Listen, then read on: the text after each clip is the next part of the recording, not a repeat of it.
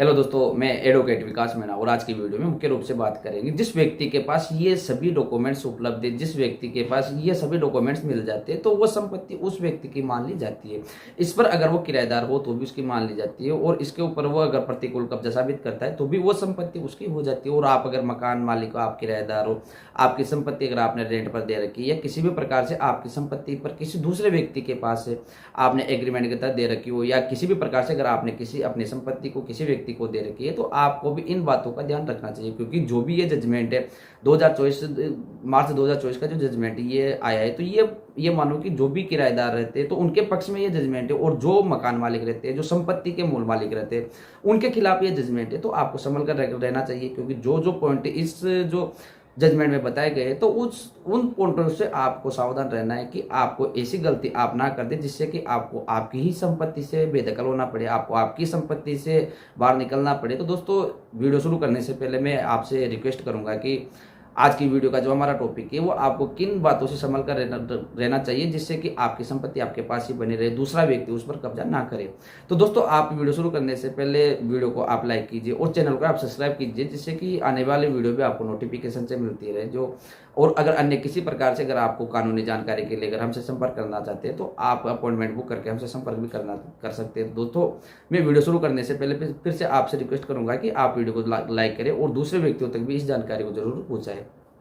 दोस्तों, जो अब माननीय सुप्रीम कोर्ट का जो जजमेंट आया है तो इस जजमेंट की बात इस वीडियो पर करेंगे। इसके क्या तथ्य हैं, किस आधार पर, किन तथ्यों के आधार पर यह जजमेंट देखा गया और माननीय सुप्रीम कोर्ट ने जब इस जजमेंट को पास किया तो वो किस आधार पर किया गया। दोस्तों, इस जजमेंट की अगर बात करते हैं तो ये जजमेंट है कि आपके पास अगर किसी संपत्ति के अगर लीगल डॉक्यूमेंट्स है, आप उसके मालिक है, फिर भी आपसे संपत्ति को बेदखल आपको किया जा सकता है। तो ऐसी स्थिति में आपको क्या करना है और क्या नहीं करना है। तो दोस्तों, जब भी अगर किसी व्यक्ति ने अगर 12 साल तक अगर वो रेगुलर अगर किसी संपत्ति पर रह रहा है तो ऐसी स्थिति में वो संपत्ति पर प्रतिकूल कब्जा साबित कर सकता है और वो संपत्ति उसकी हो सकती है। जो जजमेंट का जो तथ्य है तो इसी आधार पर बात करता है कि अगर किसी भी प्रकार से अगर कोई भी संपत्ति पर जो व्यक्ति 12 साल से जो 12 वर्ष के आयु से ज्यादा तक अगर उस पर कब्जा रहता है तो ऐसी स्थिति में वो संपत्ति उसकी हो जाती है। तो दोस्तों, फर्स्ट पॉइंट तो ये हो गया। सेकंड पॉइंट पर ये हो गया कि दोस्तों, अगर कोई भी ऐसा व्यक्ति जिसने अगर संपत्ति पर दावा किया है और जिस व्यक्ति की वो संपत्ति अगर उसने कभी भी अगर किराएदार या जिसको आपने किराए पर दे रखी है, आपने किसी भी उद्देश्य से अगर दूसरे व्यक्ति को दे रखी है और उससे आपने एग्रीमेंट नहीं करवाया और उससे आपने जो किराया है वो किराया नहीं लिया है तो ऐसी स्थिति में भी 12 वर्ष बाद में वो संपत्ति जिस व्यक्ति के पास वो किराए पर दे रखी है, जिस व्यक्ति ने उस पर कब्जा साबित करने की कोशिश की, उसकी हो सकती है। तो आपको इस चीज से बच के रहना है कि आपको जो भी ट्रांजेक्शन होते हैं तो वो ट्रांजेक्शन आपके पास होने चाहिए। जो आप रेंट लेते हैं वो रेंट आपके पास होने चाहिए क्योंकि वो बड़े शहरों में ऐसा होता है कि जिस व्यक्ति के पास संपत्ति है तो वो किराए पर दे देता है 5 साल 10 साल 20 साल तक उस संपत्ति की ओर देखता भी नहीं है क्योंकि उसको अपने किराए से मतलब रहता है कि ठीक है, किराया आ रहा है और किराए के साथ साथ कोई दिक्कत नहीं है। तो आप उस संपत्ति को जाकर आप नहीं देख सकते। दोस्तों, जो भी संपत्ति होती है उस पर अपना प्रतिकूल कब्जा साबित करने के लिए आप व्यक्ति के पास होने चाहिए डॉक्यूमेंट्स, अगर उसके पास डॉक्यूमेंट्स है। और दोस्तों, सबसे बड़ी बात इस पर इस जजमेंट में देखी गई कि जिस व्यक्ति को प्रतिकूल कब्जा साबित करना है, जिस व्यक्ति ने कब्जे की जमीन को हड़पना चाहता है और वो व्यक्ति अगर कोर्ट में चला जाता है तब उसके पास जो डेट होती है, एग्जिट डेट उसके पास अगर मिल जाती है तो इसी स्थिति में भी अगर 12 वर्ष तक वो रेगुलर कब्जादारी बनकर रहा है, जिसकी उस जो अपना मूल मालिक है, जिस संपत्ति का मूल मालिक, उसको अगर खबर है कि अपनी संपत्ति पर दूसरे ने कब्जा कर रखा है तो ऐसी स्थिति में भी वो उसके ऊपर भारी पड़ने वाला है। दोस्तों, ये जजमेंट आया तो ये जजमेंट मकान मालिकों के पक्ष में ना आकर उनके खिलाफ आया। तो इस पर पॉइंट दिए गए तो वो पॉइंटों के आधार पर, क्योंकि ये जजमेंट दोनों व्यक्तियों के लिए महत्वपूर्ण है, जो व्यक्ति किराए से रहते हैं उनके लिए महत्वपूर्ण है और ये जजमेंट किराए जो व्यक्ति मकान मालिक होता है, जो मूल मालिक होता है तो उसके लिए भी महत्वपूर्ण है। तो दोस्तों, इस पर यह भी प्रावधान देखा गया है कि अगर कोई भी व्यक्ति जिस संपत्ति पर रह रहा है या किराए से रह रहा है अगर उस संपत्ति पर वो मरम्मत करवाता है या कि वो किसी प्रकार से अगर उस पर कंस्ट्रक्शन करवाता है कि ठीक है, मेरा मकान है और इस पर ये काम मैंने करवाया है, तो ऐसी स्थिति में भी वो अपना उस पर स्वामित्व स्थापित कर सकता है और बाद में जाकर ये दावा कर सकता है कि ये संपत्ति मेरी है। और दोस्तों, इस पर जो भी लीगल डॉक्यूमेंट्स होते हैं जैसे कि पानी का बिल होता है और जो वाटर का बिल और उसके साथ साथ इलेक्ट्रिसिटी बिल, तो अगर 12 वर्ष से ज्यादा का समय अगर दूसरे व्यक्ति के पास अगर वो है तो ऐसी स्थिति में वो जो भी संपत्ति होती है उस पर वो दावा कर सकता है। और वो संपत्ति अगर कानून की नजर से देखा जाए तो वो संपत्ति उनकी भी कहलाएगी। जो मूल मालिक है उस मूल मालिक को ही अपनी संपत्ति से बेदखल होना पड़ सकता है। तो आप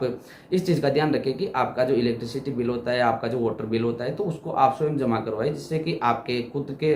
अपने पास ट्रांजेक्शन रहे, तो आपको ये बाद में जाकर इस समस्या का सामना भी ना करना पड़े। और दोस्तों इसके साथ साथ ही इस पर जो भी कंस्ट्रक्शन के साथ साथ आपको इलेक्ट्रिसिटी बिल जमा करवाना है और जो आपका वाटर बिल है, तो वो भी आपको जमा करवाना है। और दोस्तों जो भी प्रतिकूल कब्जा साबित करता है, तो ऐसी स्थिति में अगर किसी व्यक्ति का 12 साल से अगर कब्जा है, तो क्योंकि ये पॉइंट है, ये जो मुख्य पॉइंट है, क्योंकि ये जो मकान मालिकों के पक्ष में ना आकर ये किराएदारों के पक्ष में जजमेंट आया, तो इस जजमेंट को आपको अच्छे से देखना है, आपको अच्छे से समझना है। अगर आपको इस जजमेंट कॉपी चाहिए तो आप मेरे से संपर्क भी कर सकते हो, और कमेंट बॉक्स में आप लिखकर अगर डालते हैं आप अपना, अगर किस किस उद्देश्य से आपको कॉपी चाहिए, तो आप कमेंट बॉक्स में लिखकर डाल सकते हैं, मैं आपको कॉपी अवेलेबल करवा दूंगा। और दोस्तों इसके साथ साथ ही अगर किसी भी प्रकार से अगर कोई व्यक्ति 12 वर्ष तक अगर किसी मकान में रह रहा है या किसी भी संपत्ति पर अपना स्थायित्व जमा कर बैठा है, तो उस पर जो भी मकान मालिक है या जो संपत्ति का मूल मालिक है, उसका दावा उस पर होना चाहिए कि कैसी स्थिति में, क्योंकि उसने, अगर उसको ये पता है कि जो भी संपत्ति, उस संपत्ति दूसरे व्यक्ति ने उस पर अधिकार जमा लिया है, जिस संपत्ति पर वो खुद की संपत्ति है और उसके ऊपर ही दूसरे व्यक्ति ने अपना कब्जा साबित करने की कोशिश कर रहा है, तो ऐसी स्थिति में आपको 12 वर्ष से पहले आपको उसको एक नोटिस देना चाहिए। आपको जो भी FIR है वो संबंधित पुलिस स्टेशन में जाकर आपको FIR दर्ज करवानी है। अब बहुत से लोग ये बोलते हैं कि पुलिस में जाते हो, पुलिस कुछ भी कार्रवाई नहीं करती, लेकिन दोस्तों अगर बाद में अगर ऐसी स्थिति बनती है कि आपने कुछ कोशिश तो आपने की होगी, अगर ये जो 7 पॉइंट है, अगर 7 पॉइंटों में से अगर आपने एक भी पॉइंट को पूरा कर रखा है, तो आपकी संपत्ति को आपसे कोई भी नहीं छीन सकता। और अगर आपने इन 7 पॉइंट को के आधार पर अगर किसी भी पॉइंट की अगर आपने पूर्ति नहीं की है, तो वो संपत्ति आपके पास नहीं रहेगी, वो संपत्ति आप किराएदारों को ही दे देंगे और आपको अपनी संपत्ति से बेदखल करना, और आपको जो भी प्रशासन होता है वो खुद की संपत्ति से आपको बेदखल कर देगा। क्योंकि अगर प्रतिकूल कब्जा साबित हो जाता है, तो इसका मतलब वो संपत्ति जिस व्यक्ति ने दावा साबित किया है, जिस व्यक्ति के पक्ष में जो निर्णय आया है, तो उस व्यक्ति की वो संपत्ति मान ली जाती है।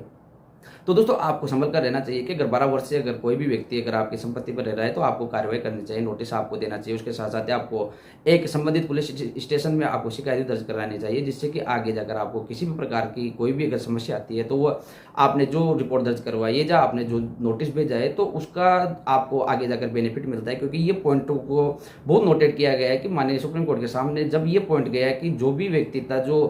प्रतिकूल कब्जा साबित कर रहा था, तो उसको मकान मालिक ने एक बार ना तो नोटिस दिया था और न ही उसके पास कोई पुलिस वाले के पास कोई शिकायत थी, जिससे कि वो जाकर वहां पर ये बोल सके कि आपके खिलाफ कोई भी मामला दर्ज हुआ है। दोस्तों अगर प्रतिकूल कब्जा साबित अगर होता है, तो ऐसी स्थिति में जो भी मूल मकान मालिक होता है उसको पता रहना चाहिए कि मेरी संपत्ति पर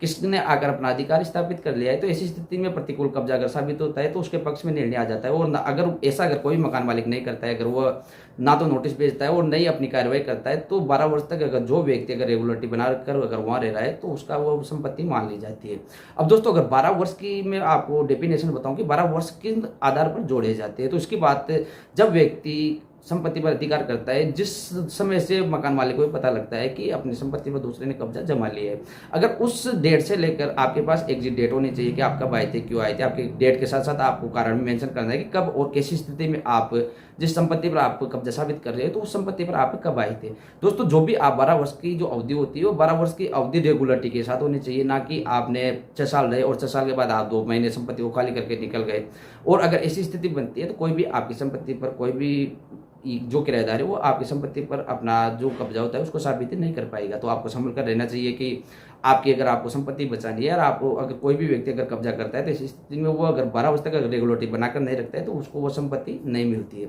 तो दोस्तों ये जो लेटेस्ट जजमेंट है, इस जजमेंट को आप ले सकते हैं, आप मेरे से कमेंट में आप अपनी समस्या को लेकर डाल भी सकते हैं। अगर अन्य किसी प्रकार से अगर कोई भी जानकारी के लिए अगर आप मेरे से संपर्क करना चाहते हैं, तो आपको डिस्क्रिप्शन में जाने के बाद मेरे व्हाट्सएप नंबर मिल जाएंगे, तो आप वहाँ जाकर मेरे संपर्क भी कर सकते हैं। तो दोस्तों मिलेंगे ऐसे लेटेस्ट जजमेंट के साथ, ऐसी नई जानकारी के लिए। जब तक के लिए जय हिंद, जय भारत, जय संविधान।